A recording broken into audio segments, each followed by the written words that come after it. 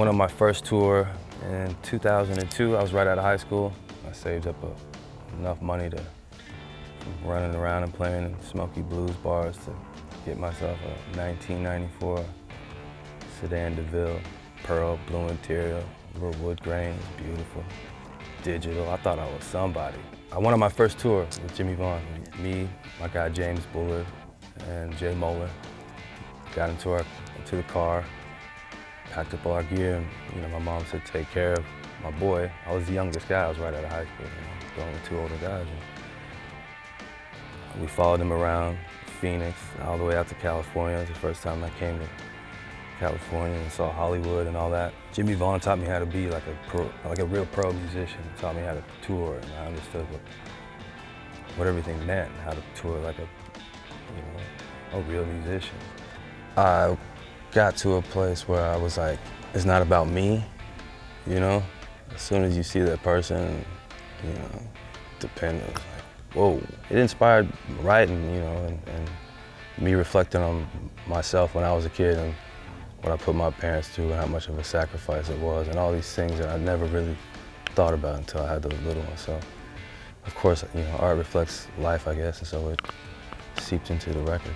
I think about how blues in particular has kind of evolved into rock and roll and funk and kind of gone in those ways.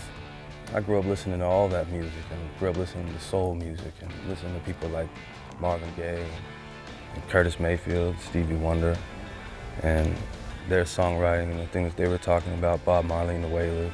I was just influenced by that and how they're telling stories and talking about people and trying to find a way to get up and get out. And, like I said, the Rolling Stones being very influenced by people like Muddy Waters and Howlin' Wolf, and wanting to be those guys. And at a certain point, you realize you're never going to be able to fill those shoes, so you got to do something else with it. You got to make your own shoes and walk down your own path. And so I think that's why I like those guys so much. And when my manager Scooter hit me up, I was like, hey man, it's about time.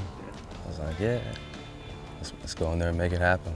And so I was ready. I was inspired. I was feeling good and everything. So I was just kind of in that mode. And like I said, we were talking about kids and what that does to you. And it made me just reflect on everything from the beginning to now. That just came from me messing around with a bunch of gear and a little inspiration. Me and my guy Jacob Skiba in the studio. And we were just like, let's just dub it out real quick. And you just play some lead over it, Actually, my manager Scooter was like, that'd be cool as an instrumental. I'd be like, aha, okay. And we went back and listened to it, and I was like, hey, we're kind of into it. It just came from experimenting. It was one of those things that you start, you don't know where it's gonna go, where it's gonna end up, and I was like, all right, that's where that went. Just let it be what it is.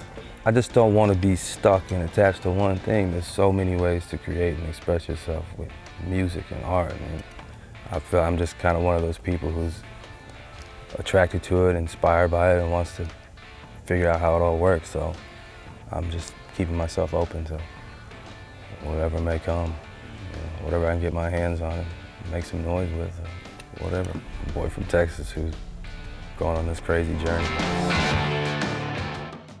What's up, y'all? This is B.O.B. This is G-Eazy. I'm Mo. This is Julia Michaels. This is Logic. Make sure you subscribe to the Recording Academy channel. Flex.